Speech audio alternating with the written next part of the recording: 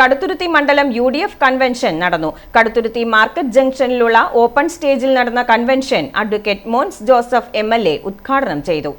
ത്രിതല പഞ്ചായത്തുകളിലേക്ക് നടക്കുന്ന തെരഞ്ഞെടുപ്പിൽ UDF നേതാക്കൾ പ്രവർത്തകരായി കഠിനമായി പ്രയത്നിച്ചാൽ വിജയമുറപ്പാണെന്ന് MLA പറഞ്ഞു. ജനങ്ങൾ UDF അധികാരത്തിലേറാൻ ആഗ്രഹിക്കുന്നു. ജനങ്ങൾക്ക് നീതി നൽകേണ്ട ഇടതുപക്ഷ മുന്നണിയുടെ പ്രാദേശിക ഭരണകൂടങ്ങൾ ഇന്ന് നോക്കുകുത്തിയായി മാറിയെന്നും അഡ്വക്കേറ്റ് മോൻസ് ജോസഫ് MLA പറഞ്ഞു.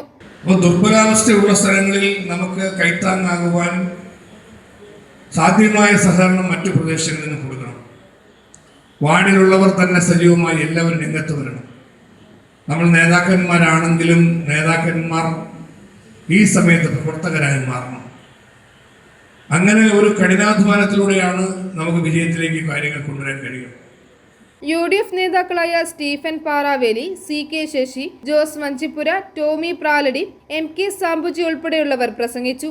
UDF സ്ഥാനാർത്ഥികളെയും കൺവെൻഷനിൽ പരിചയപ്പെടുത്തി. i4U news, Ettumanoor.